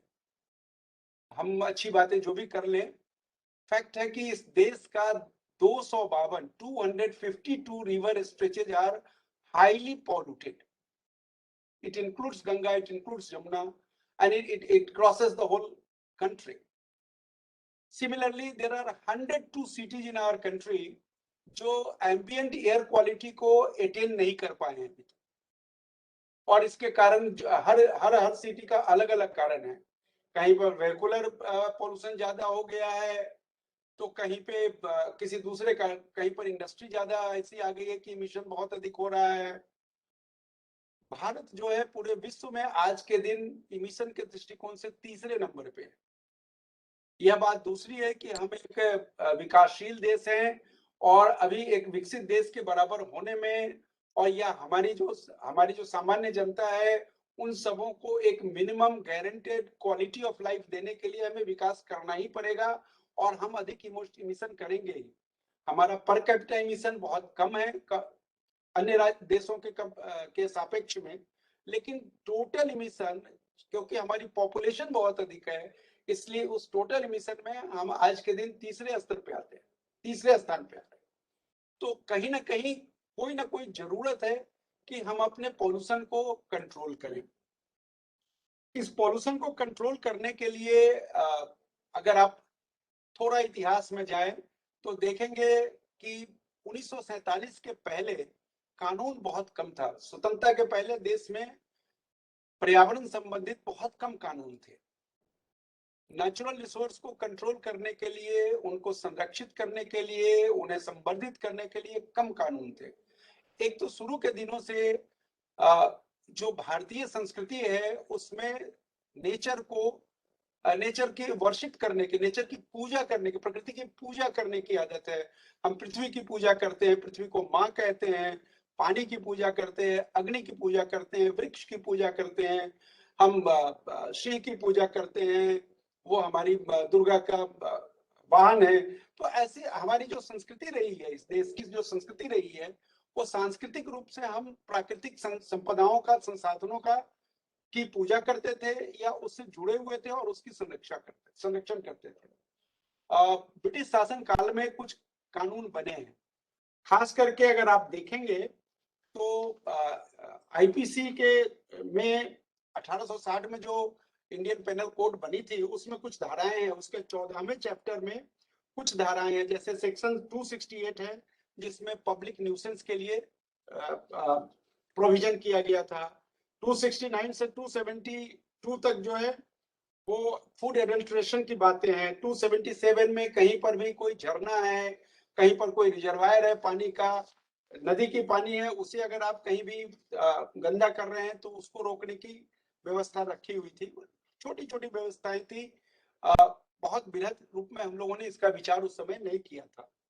इसी तरह 284 से 285 सेक्शन 284 एंड 285 एंड 286 जो है वो नेग्लिजेंट कंडक्ट अगर आपका हो, जिसके कारण पॉइजनस सब्सटेंस, जिसको आज हम हैजार्डस वेस्ट कहते हैं, हैजार्डस सब्सटेंस के लिए रेगुलेशन है हमारे पास, रूल है हमारे पास, उस तरह के सब्सटेंस को कंबाइन कहीं पर ले जाने के लिए, रखने के लिए या एक्सप्लोसिव के यूज के लिए हमारे पास ढेर सारी कुछ कुछ जोगवाइयां, कुछ प्रोविजन उसमें की गई थी।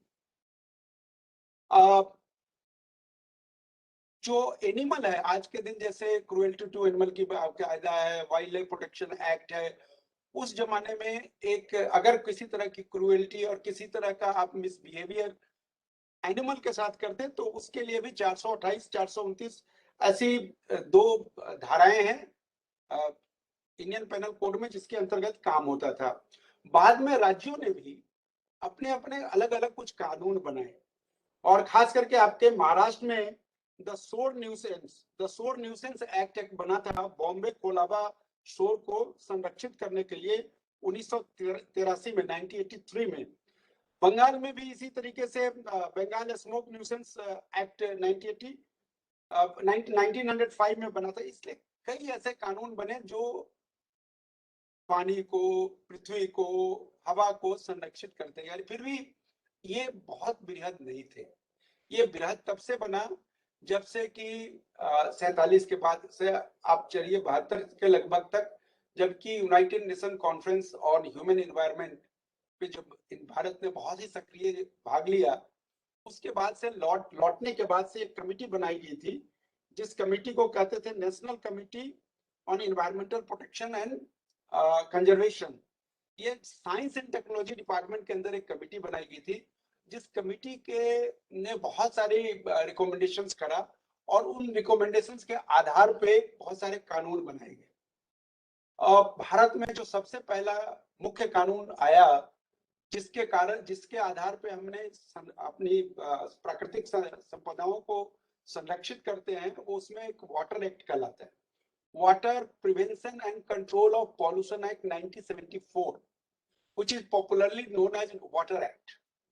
ये एक्ट जो है सेक्शन कॉन्स्टिट्यूशन की आर्टिकल 252 के अंतर्गत बनाई गई थी, और 252 के अंतर्गत बनाने के लिए 2 से अधिक राज्यों का रिक्वेस्ट होता है। उसके बाद से 50% राज्य का लेजिस्लेचर अगर उसको अप्रूव करता है, तब जाके ये कानून बन पाता है। और इस कानून को बनाने के लिए भारत सरकार को 7 वर्ष लगे थे। 7 वर्ष में 1981 में आके ये इम्प्लीमेंट हो पाया।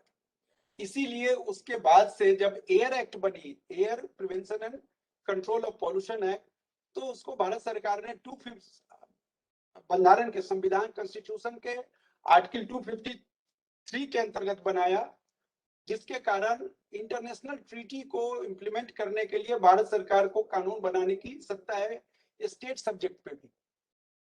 ये जो पर्यावरण से लगता हुआ सब्जेक्ट है, वो अपने कॉन्स्टिट्यूशन के यूनियन लिस्ट में भी है, स्टेट लिस्ट में भी है, और कंकरेंट लिस्ट में भी।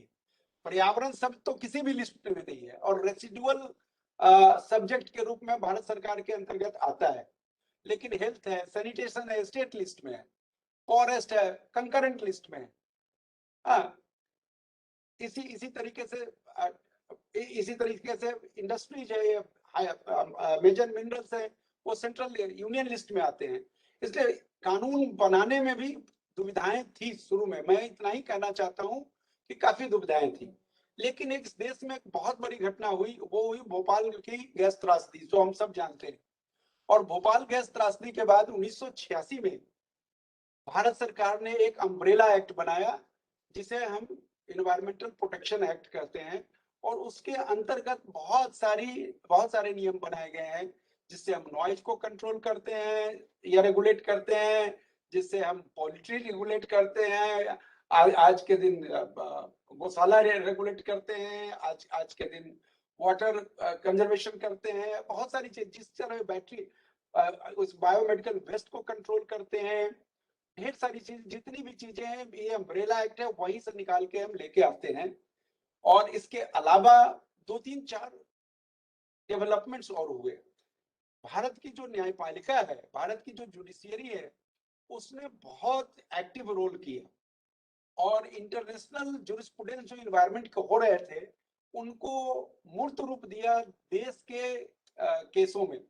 और बहुत सारे ऐसे केस हुए देश में जिसमें ढेर सारी धारणाओं का स्पष्टीकरण हुआ, जैसे पॉल्यूटर्स पे, जैसे सस्टेनेबल डेवलपमेंट, जैसे प्रिकॉशनरी प्रिंसिपल।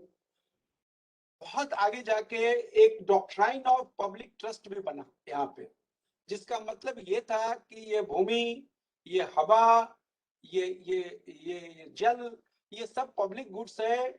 इसके ऊपर राज्य सरकार की या प्राइवेट भी ओनरशिप हो सकती है, पर इस ओनरशिप का मतलब ये नहीं है कि आप इसके इस तरह दुरुपयोग करें कि दूसरों के एनवायरनमेंट पे खराब प्रभाव पड़े।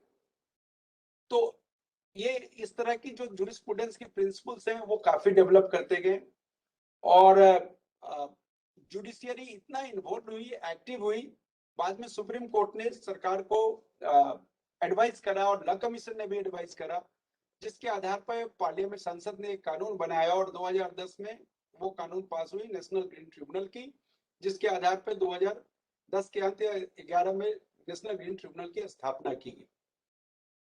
इन बातों को कहने का मेरा जो है लक्ष्य है, वो 2-3 ही चीजें हैं। इन बातों को कहने से मेरा अर्थ जो था, वो अर्थ ये था कि इतनी कायदा, इतने विधान, इतने कानून बनाए गए हैं, इससे कोई हम आज के दिन नेचुरल रिसोर्स को बहुत अच्छे से संरक्षित कर पाए हैं, ये कहना बड़ा कठिन है। हम जरूर कर पाए हैं। ये कंट्रोल एंड कमांड का सिस्टम या ढेर सारे जो मार्केट बेस्ड इंस्ट्रूमेंट है, चाहे वो कार्बन ट्रेडिंग की हो, एनर्जी सर्टिफिकेट्स का हो, एनर्जी इफिशिएंसी की हो, आपकी पॉल्यूशन की ऑडिटिंग की, इमिशन ऑडिटिंग की हो, इन सारी चीजों के बावजूद जो सबसे बड़ा प्रॉब्लम है वो है कि adjudication cannot solve the pollution problem. My sense is like that. For that purpose you have to base your aim on involving the people. आप जब तक लोगों को आप अपने साथ लेके नहीं चलेंगे, जब तक हमारी आदत जो है, हमारा एटीट्यूड, हमारा अप्रोच जो है, वो कंजर्वेशन ओरिएंटेड नहीं होगा। शहरों में जो बुराइयां थी, लार्ज कंसंट्रेशन ऑफ पॉपुलेशन के कारण, इंडस्ट्रियलाइजेशन के कारण, वो सारी बुराइयां आज गांव में हो गई है। ढेर सारे आप गांव में जाके देखें, जो प्लास्टिक की मिनेस है, वो गांव में भी वैसे ही है। जितने भी डिप्रेशन थे, हमने सबको भर डाले हैं। पानी जो गांव से निकास का पानी है, वो नहीं निकल पाता है। शहरों में तो हम कहीं एसटीपी लगाते हैं, कहीं सीईटीपी लग रहा है, गांव में तो वो भी नहीं लग रहा है। तो ऐसी जो परिस्थितियां बन रही हैं, उन परिस्थितियों के निकाल करने के लिए हमें थोड़ा अधिक विस्तृत प्लानिंग की जरूरत है। सिर्फ एडजुडिकेशन, केस, कायदा, इनसे काम नहीं चलेगा। ये सारी जो मुश्किल है, वो मुख्य रूप से सोर्स और सिंक का प्रॉब्लम है। एक जो न्यू क्लासिकल इकोनॉमिक प्रिंसिपल्स थे, जो एक वर्ल्ड व्यू बनता है हर समय, जैसे आज के दिन, कुछ दिन पहले जैसे कंजर्वेशन का एक वर्ल्ड व्यू बना, हाँ, कि भाई हमें नेचुरल रिसोर्स को कंजर्व करना चाहिए। वैसे ही विकास की जब यात्रा शुरू हुई है इस विश्व में, तो एक ऐसा वर्ल्ड व्यू बना था कि अगर हमारे पास टेक्नोलॉजी और रिसोर्स हो, तो हम कुछ भी रिसोर्स कहीं से भी रिसोर्स ला सकते हैं और कहीं भी हम सिंक बना के उसको डंप कर सकते हैं। वो कॉन्सेप्ट रहा नहीं है हमारे पास। जो सबसे बड़ा प्रॉब्लम है कि हम सोर्स तो अल्टरनेटिव सोर्स भी खोज पा रहे हैं, मोर इफिशिएंट सोर्स भी लेके आ रहे हैं, हम लेस पॉल्यूटिंग सोर्स भी, क्लीनर सोर्स भी लेके आ रहे हैं, चाहे वो एनर्जी प्रोडक्शन के लिए हो, चाहे वो हमारे कारखाना में काम करने के लिए हो, चाहे हमारे जीवन पद्धति में, घर में हमें बिजली लगाए हो और हमें गीजर और इसे एसी चलानी हो, तो भी हम लेबलिंग करके ला रहे हैं कि हम ये 4 स्टार लेबलिंग है, 5 स्टार लेबलिंग है। लेकिन जो वेस्ट हम क्रिएट कर रहे हैं, जो पोस्ट यूज, जो डिस्कार्डेड मटेरियल हो रही है, उसको डंप करना, उसको मैनेज करना, it is not just disposal, it is the management of the waste, वो हम कर नहीं पा रहे हैं ठीक से। तो अगर नेचुरल कंजर्वेशन को हमें सुदृढ़ करना है, हमें आगे बढ़ाना है और एक एम्बियंट क्वालिटी ऑफ लाइफ अपने चारों ओर रखना है और आने वाली पीढ़ी को भी देनी है, तो शायद ये सोर्स और सिंक का जो प्रॉब्लम है उसको एक more scientific, more generous kind attitude, more scientific methods and more planned वे में करने की जरूरत है। आज के दिन देश में जितने कायदा हैं, जितने विधान हैं, वो मुझे ऐसा लगता है कि इन चीजों को एड्रेस करने के लिए सफिशिएंट है, और अगर कम भी पड़ेंगे तो वो किसी भी दिन पूरे किए जा सकते हैं, वो तो बहुत छोटी सी चीज होती है। लेकिन इसके लिए जन चेतना जगाने की जहां जरूरत है वो काफी बड़ी है, और उसमें हम सबको मिलकर काम करना होगा। आभार, धन्यवाद, आपने मुझे मौका दिया इसके लिए। Thank you. Thank you sir, आपने बहुत अच्छा मार्गदर्शन किया सर, कायदे की पार्श्व भी समझा दिए हम लोगों को, और महाराष्ट्र स्टेट बार स्टूडेंट्स से, और थैंक यू।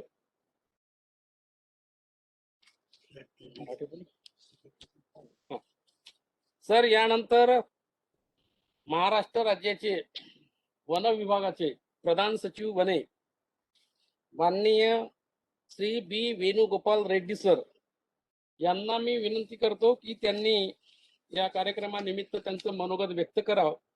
त्यापूर्वी मी थोडक्यात त्यांचा परिचय करून देतो। सर 1994 चे आयएस चे बॅच असून त्यांनी आतापर्यंत सोलापूर व गडचिरोलीमध्ये जिल्हाधिकारी म्हणून काम केलेलं आहे। स्पोर्ट्स आणि येस सर्व्हिस तसे हॉर्टिकल्चर मध्ये डायरेक्टर म्हणून काम केलेलं आहे। भारत सरकारच्या सोशल जस्टिस आणि इम्पॉवर मध्ये सेक्रेटरी म्हणून काम केलेलं आहे, आणि त्यांच्या कारकिर्दीमध्ये त्यांनी रिसेटलमेंट आणि रिहॅबिलिटेशनची कामे सुद्धा उत्तम रीतीने पार पाडलेली आहेत। मुंबई मेट्रोपॉलिटन रिजन मध्ये सुद्धा त्यांनी ऍडिशनल मेट्रोपॉलिटन कमिशनर म्हणून काम केलेलं आहे, आणि सध्या वन विभागामध्ये प्रधान सचिव वने यांचा चार्ज घेतलेला असून त्यांच्या सहकार्यामुळेच महाराष्ट्र राज्य जैवविविधता मंडळाचे बरेचसे काम मार्गाला लागलेले आहेत। तर मी बी वेणुगोपाल सर यांना विनंती करतो की कृपया त्यांनी त्यांचे मनोगत व्यक्त करा।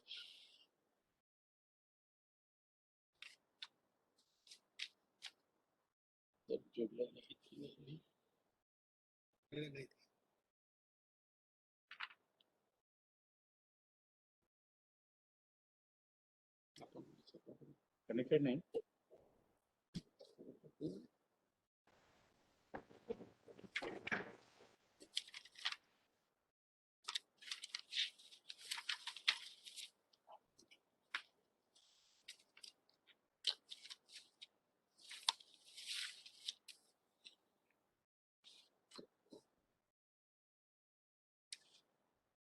थोडे नहीं कर सकते।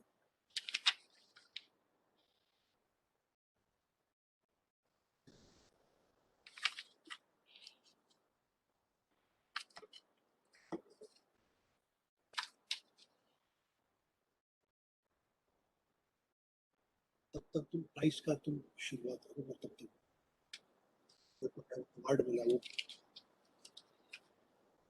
सर, हे काही कारणामुळे सर आतापर्यंत जॉईन झालेले नाही आहेत, जुड़ता है। ते थोड्याच वेळात जुळत आहेत, त्यांचं आपण मार्गदर्शन नंतर घेऊया। त्यापूर्वी माननीय डॉक्टर शेषराव पाटील सर, अध्यक्ष महाराष्ट्र जैवविविधता मंडळ, यांना मी विनंती करतो की त्यांनी आम्ही महाराष्ट्र राज्य जैवविविधता मंडळाच्या वतीने ज्या स्पर्धा घेतल्या होत्या, निबंध स्पर्धा आणि फोटोकॉपी स्पर्धा ज्या घेतल्या होत्या, त्यांचं निकाल जाहीर करण्यात करता त्यांनी कृपया अनुमती द्यावी ही विनंती। निकाल जाहीर करावा कृपया। हा, निकाल जाहीर कर, सध्या मी निकाल जाहीर करत आहे। हा,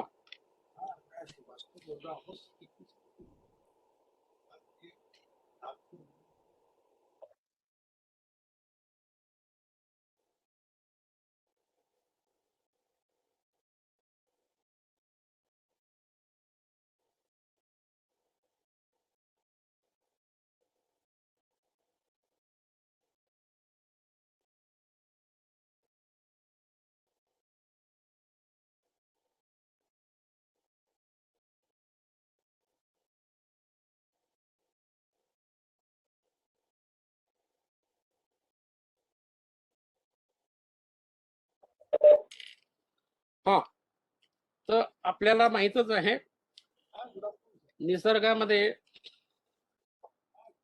जैविक संसाधने आणि अजैविक संसाधनाचा समावेश होतो. जैविक संसाधनामध्ये वनस्पती, प्राणी व सूक्ष्मजीव तसेच अजैविक घटकामध्ये पाणी, हवा, माती इत्यादी अवयवांचा समावेश होतो. विद्यार्थ्यांमध्ये जागृती व्हावी, नागरिकांमध्ये जागृती व्हावी व प्रत्येक अधिकारी किंवा कर्मचारी तसेच इतर विभागाचे अधिकारी कर्मचारी या सर्वांचा सहभाग निसर्ग संवर्धनात लाभावा या दृष्टिकोनातून महाराष्ट्र राज्य जैवविविधता मंडळाच्या वतीने निसर्ग संवर्धन शाप किंवा वरदान या विषयावर निबंध स्पर्धा आयोजित केली होती. तसेच फोटोग्राफी सुद्धा आणि व्हिडिओग्राफी सुद्धा आयोजित केलेली होती.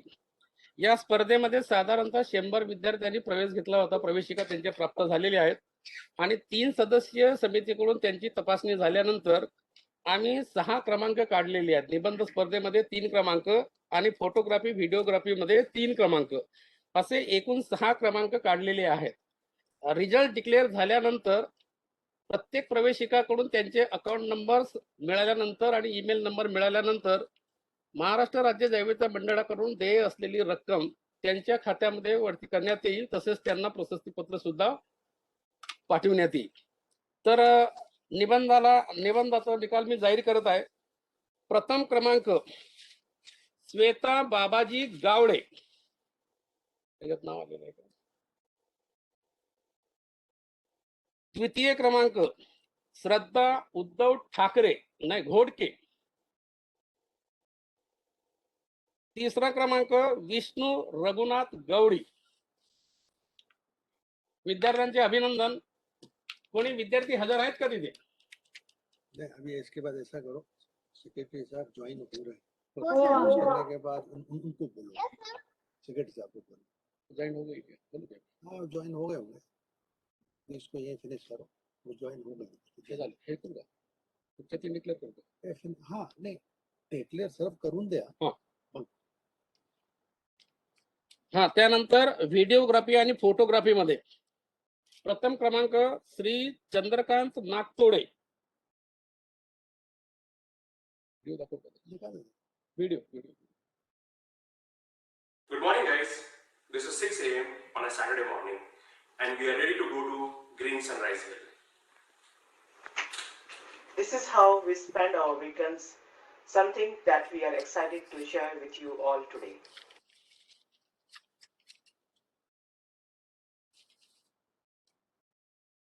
Green Sunrise Hill is a forest land in Wagholi, Pune, which was completely barren until 2016.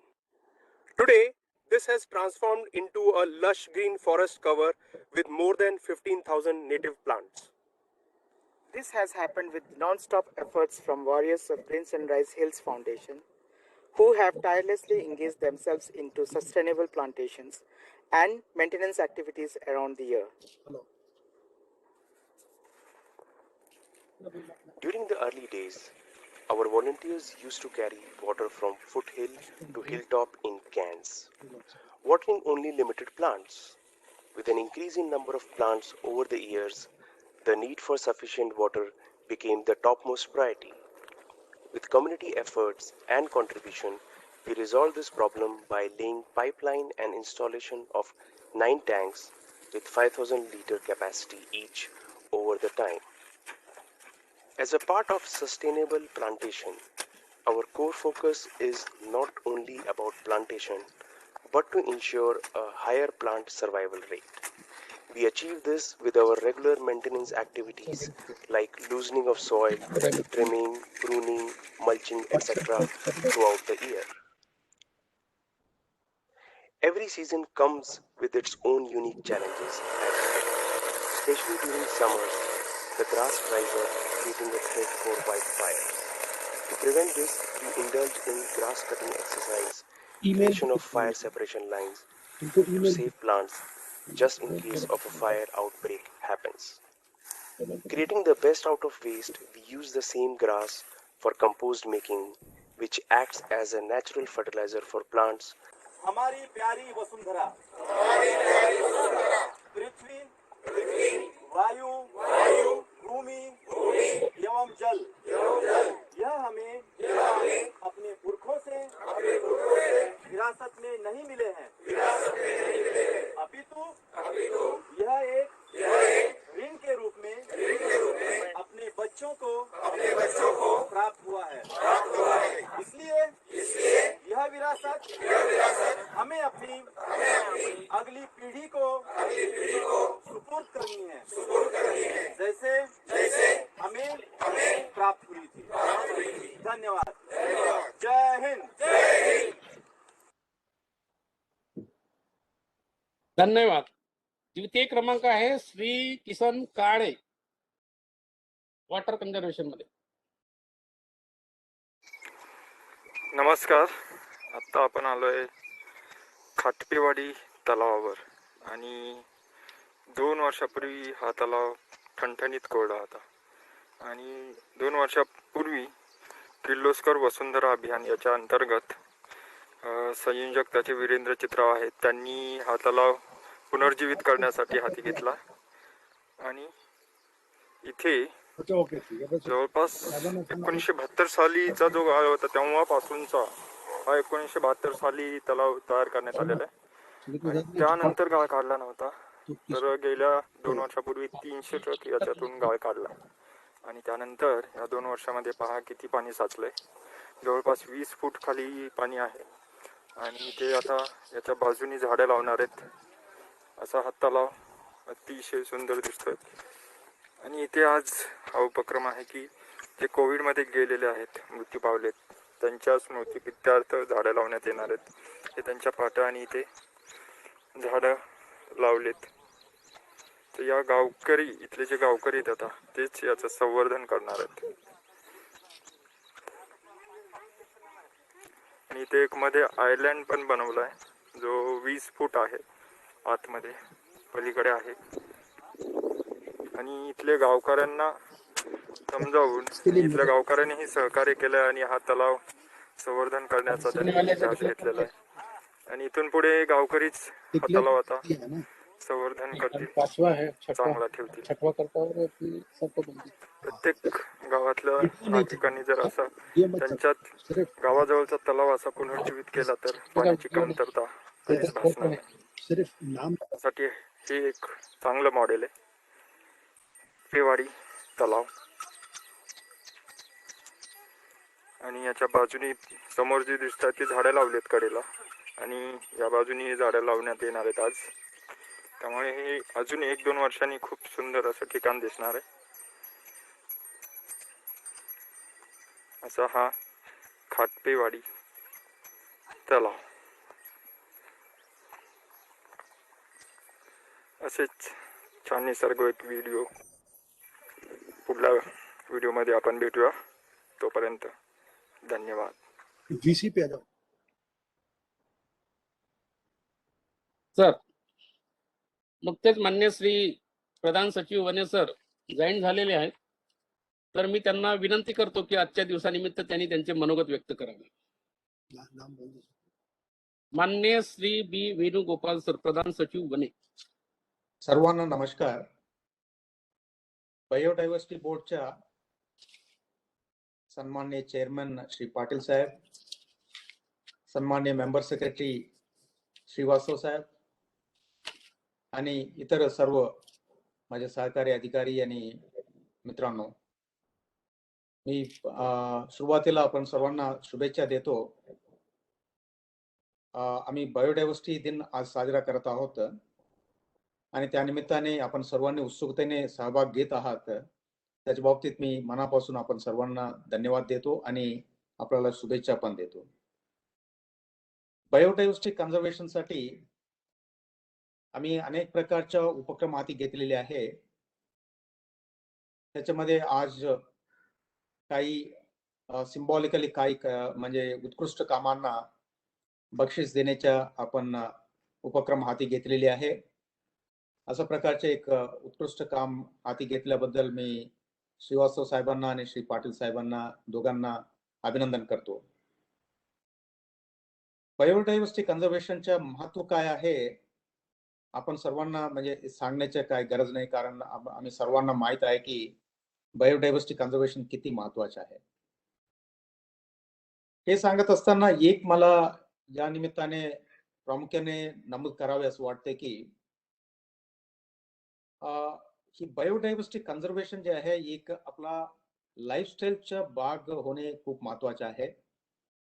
त्यासाठी आम्ही शाळेच्या मुलांना हे शिकवण्यासाठी त्यांच्या करिक्युलम मध्ये आणि एक्स्ट्रा करिक्युलर ऍक्टिव्हिटीज मध्ये कसा हे सामावून घेता येईल ह्याच्या बाबतीत थोडा आम्ही विचार करणे आवश्यक आहे असं मला या निमित्ताने नमूद करावे असं वाटते.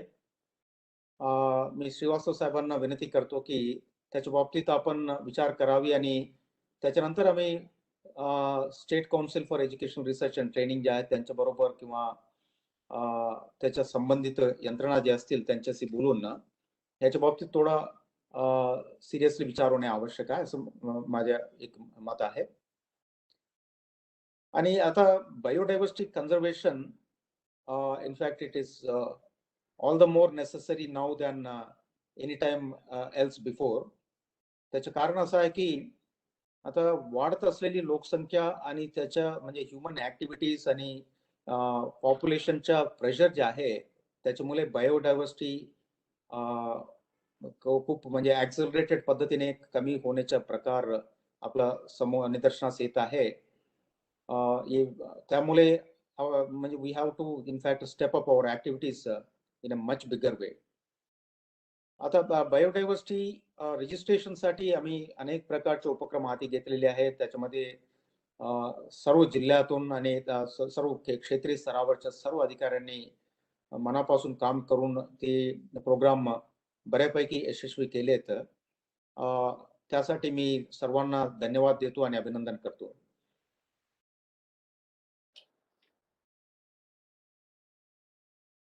बायोडायव्हर्सिटी रजिस्टर्स आणि ह्या सर्व गोष्टींमध्ये त्याच्यामधली म्हणजे या निमित्ताने आपल्याला एक आढावा घेण्याची पण एक प्रकारच्या संधी आज मिळालेली आहे. त्या निमित्ताने मी म्हणजे थोडक्यात म्हणजे ह्याच्या बाबतीत सर्वांना कल्पना द्यावी असं मी एक विनंती श्रीवास्तव साहेबांना करतो, जेणेकरून आपला रेझोल्युशन जे आहे आपलं रिझॉल्व जे आहे बायोडायव्हर्सिटी कन्झर्वेशन साठी आणखीन दृढ होतील आणि आणखीन चांगल्या पद्धतीने आम्ही बायोडायव्हर्सिटी कन्झर्वेशन साठी काम करण्यासाठी आपल्याला मदत या निमित्ताने मिळतील. एवढं बोलून मी आपण सर्वांना शुभेच्छा देतो आणि श्री पाटील साहेबांना आणि श्री श्रीवास्तव साहेबांना दोघांना अभिनंदन करून आणि परत एकदा आपल्याला सर्वांना शुभेच्छा देऊन माझे 2 शब्द संपवतो. धन्यवाद. धन्यवाद सर. यानंतर फोटोग्राफी छायाग्राफी मध्ये 3रा क्रमांक घोषित करावायचा होता. ते नाव आहे 3रा क्रमांक श्री गौरव कांबळे.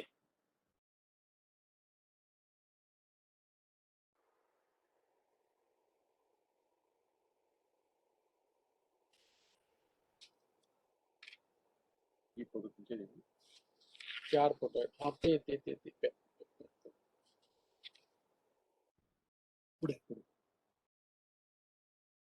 विद्यार्थ्यांमध्ये ला संबंधी सुद्धा बीडी ऍक्ट सुद्धा याच्याबद्दल जाणीव व्हावी, निसर्ग संवर्धनाबद्दल जाणीव व्हावी या दृष्टिकोनातून GH रायसोनी युनिव्हर्सिटीने आमच्या महाराष्ट्र राज्य जैविकता मंडळाच्या संपर्क साधून त्यांनी सुद्धा best out of the best project मेकिंगद्वारे एक स्पर्धा आयोजित केली होती कॉलेजमध्ये आणि त्याच्यामधून 2 उत्कृष्ट व्हिडिओ आम्ही आज घोषित करत आहोत. त्याच्यापैकी प्रथम क्रमांक आहे ऋषिगंधा Joshi. Hello everyone, myself Nishigandha Joshi, BSc LLB 3rd year from GHRU Raisoni, Saikheda. Today I am going to tell you how to make a bed for dog from waste material. So let's get started, in which I have received some vegetables. Here is the pillow which is not in use now. A pillow cover, this is also waste. A bed sheet which has been torn from somewhere. Scissor, stapler and sellotape if needed. Okay, now let's start the work. You can see there are 2 holes here. We are going to cut this much part like this, square part, so that there will be an entrance for a puppy. there is an entrance made for a puppy. Now I am going to cover this curtain so that it will look beautiful. The bed sheet, and we are going to cover this up properly, and we are going to staple it up like this.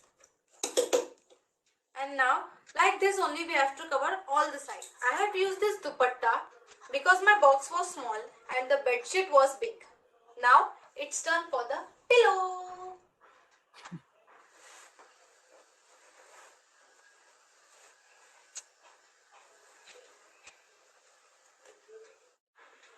And this what I have done now, that I have covered the pillow with the cover, and now I will put it in the box like this so that it will get a nice soft surface. Here our bed is ready. Now it's time for putting my little member into that so that I can see whether he is happy or not. Little member, his name is Oreo, and he is going to sleep in that. Let's see whether he loves it or not. Here goes my little puppy. And yeah, he loves it. Just see how beautifully he is sitting.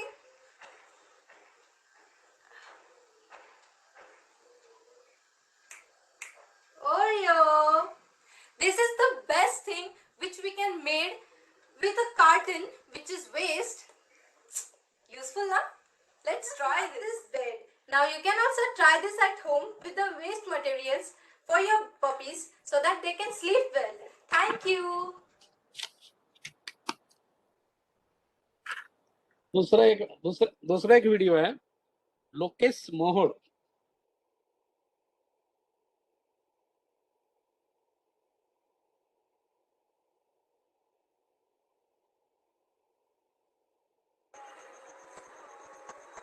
नमस्ते, मेरा नाम लोकेश उमाशंकर मोहोल from कांटी. मैं LLB 3 year का first year का student हूँ.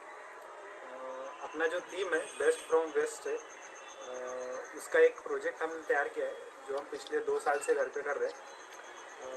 Actually project ऐसा है कि जो किचन से वेस्ट निकलता है उससे डिकम्पोज्ड फर्टिलाइज़र तैयार करने का जो प्रोसेस है वो हम घर पे ही करते हैं. और वो जो फर्टिलाइज़र तैयार होता है वो हम अपने गार्डन में जो छोटे पौधे होते हैं उनमें या एज अ गिफ्ट किसी को दे सकते हैं. ऐसा उसका मल्टीपर्पज़ यूज़ है. तो हम उस प्रोसेस को कैसा करते हैं उसको थोड़ा समझ लेते हैं. सबसे पहले हम जो किचन में सब्जी भाजी जो यूज़ करते हैं, जो कुछ भी वेस्ट निकलता है उसको एक जगह कलेक्ट कर लेते हैं. जैसा हम देख सकते हैं कि यहाँ पे अपने पास किचन वेस्ट अवेलेबल है, जिसमें पत्तियाँ है, प्याज है, और जो हमारा गार्डन वेस्ट भी होता है उसको भी अपन उसको इंक्लूड कर सकते हैं इसमें. ये कलेक्ट होने के बाद में हमारा जो एक हाथ पाइप रहता है जो कभी उड़ जाता है या जो वेस्ट पाइप रहता है उसको हम लेके उसको छोटे छोटे होल कर सकते हैं, या कहीं से क्रैक रहा तो होल करने की आवश्यकता भी नहीं रहेगी. ऐसा हम उसको यूज़ कर सकते हैं. तो ये जो वेस्ट है, ये वेस्ट को हम जो भी कलेक्ट होता है वो इसके अंदर डालना पूरा, और इसके अंदर थोड़ी जो मिट्टी वगैरह रहती वो उसकी एक लेयर डालते चलना. ऐसा हमें 30 दिन तक एक पाइप के ऊपर मटेरियल हम डाल सकते हैं. 30 दिन का एक पाइप बनाना और आने वाले 30 दिन के बाद इसको वैसे ही आइडियल छोड़ देना. ऐसा ये प्रोसेस रहेगा. तो इसमें ये फील होने के बाद हम इसको आने वाले 30 दिन दूसरा यूज़ कर सकते हैं. ऐसा वो प्रोसेस कंटिन्यू चलते रहेगा. तो ये जब 30 दिन बाद तैयार हो जाएगा तो इसका जो आउटपुट मिलेगा, तो आप देख सकते हैं हमने यहाँ पे एक निकाल के रखा है, ये हमको आउटपुट मिलेगा.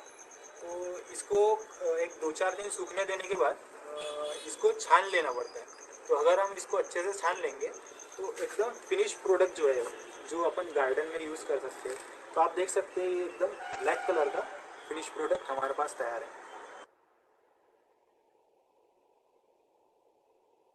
यानंतर मान्य श्री प्रवीण श्रीवास्तव सर, प्रधान मुख्य वन संरक्षक यांना मी कार्यक्रमाचं आभार प्रदर्शन करण्याकरिता विनंती करतो. In fact now we come to the, आता आपण या कार्यक्रमाचे शेवटच्या टप्प्यात आलो आहोत. तर मी एकदा पुन्हा आमचे निसर्गप्रेमी आणि आमचे प्रेरणा स्रोत माननीय मुख्यमंत्री महोदय श्री उद्धव ठाकरे साहेबांच्या मी मंडळाच्या वतीने आणि स्वतःच्या वतीने फार आभारी आहे, कारण त्यांची प्रेरणामुळेच हा प्रोग्राम सक्सेसफुल झालेला आहे. त्याचप्रमाणे आमचे वन विभागाचे जे प्रधान सचिव आहे श्री बी वेणुगोपाल रेड्डी साहेब, त्यांचा सपोर्ट, त्यांचा गायडन्स आम्हाला सातत्याने मिळून राहिलेला आहे आणि त्यांचे सपोर्ट मुळेच आपण बायोडायव्हर्सिटी बोर्ड मार्फत बऱ्याचशी ऍक्टिव्हिटी करू शकलो. And I am grateful to him that he was present here to inspire us with his guidance.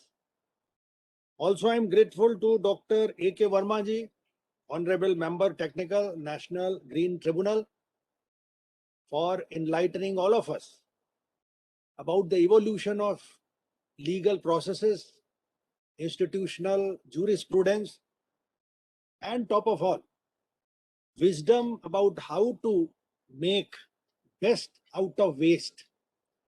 Management of waste is a huge challenge before a developing society.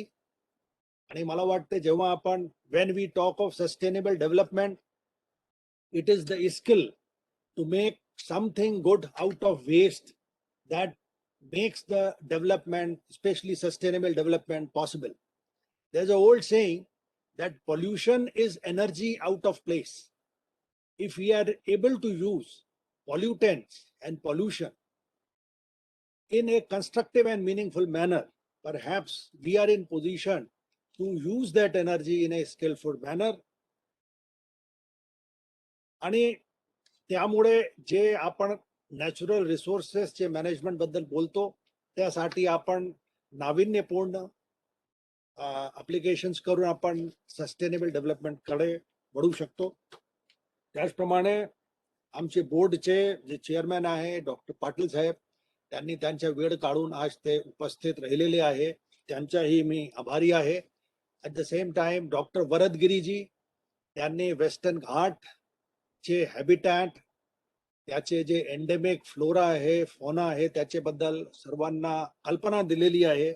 त्यामुळे सर्वांना जे एक, कारण जे western घाट आहे ते युनेस्को हेरिटेज लिस्ट मध्ये एक हॉटस्पॉट आहे, रेअर फ्लोरा अँड फौनाचे ते हॅबिटॅट आहे, म्हणून त्यांचे जे काही प्रेझेंटेशन होते त्यामुळे आपण सर्वांना भरपूर माहिती मिळालेली आहे. आणि इनफॅक्ट जे शेवटची जी 2-3 डॉक्युमेंटरी दाखवण्यात आली, I think they gave logical culmination to the whole process of king. In fact, when Dr. A.K. Verma ji was mentioning about making something meaningful out of waste, I was just wondering how that would be possible. परंतु ज्या पद्धतीने शेवटी जे 2 documentaries आपल्याला पाहायला मिळाली, त्यामुळे त्यांनी सिद्ध करून दाखवला की if we have innovation with us, then perhaps it is possible to make something useful out of the waste. And I think the best salutation for the Nature Conservation Day, that is World Nature Conservation Day, would be resolve as to how we would be in position to make nature conservation more effective. आणि यासाठी जसे आमचे secretary महोदयांनीही ते नमूद केला होता की महाराष्ट्र राज्यात 28,000 पेक्षा जास्त बायोडायव्हर्सिटी मॅनेजमेंट कमिटी सध्या अस्तित्वात आहे. त्यांना ऑपरेशनलाइज करणे आमच्याकडे मोठा चॅलेंज आहे आणि ते करण्यासाठी आपण कटिबद्ध आहोत.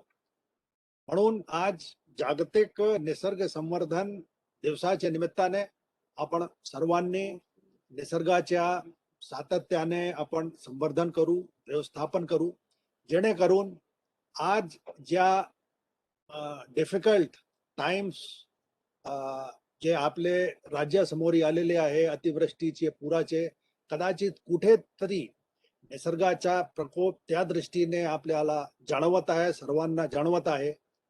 म्हणून आपण सर्वांना हा रिझॉल्व करावा की आपण भविष्यात निसर्गाच्या व्यवस्थापन शाश्वत विकासाचे दृष्टीने आपण करू, जेणेकरून आपल्या आपण सर्वांच्या आणि तसेच जे ह्युमॅनिटी आहे त्याच्याही जे डेव्हलपमेंट होणार आहे तो सस्टेनेबल ठरवेल आणि नॅचरल रिसोर्सेसचे जे मॅनेजमेंट होतील ते देखील सस्टेनेबलपणे होतील.